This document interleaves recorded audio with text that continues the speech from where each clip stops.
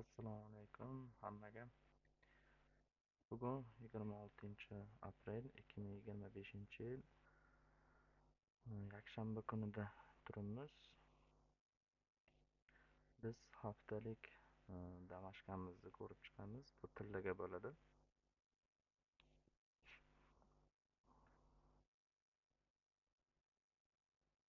Bu videoni yozishimdan maqsad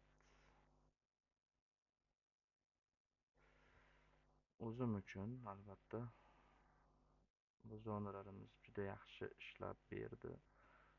4 soatlikka o'tamiz.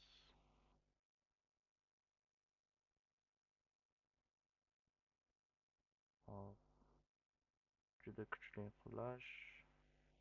Biz shortga ideya qidiramiz hozircha. Sababi bu kuchli impulsdan keyin aniq short ketadi. Bu subyektiv o'zimni fikrim.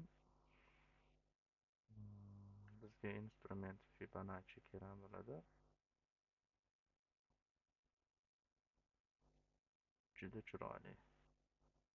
Shu zonalardan kutib olamiz. 3330 shu narxlardan demoqchi edim. 3330 и 3348.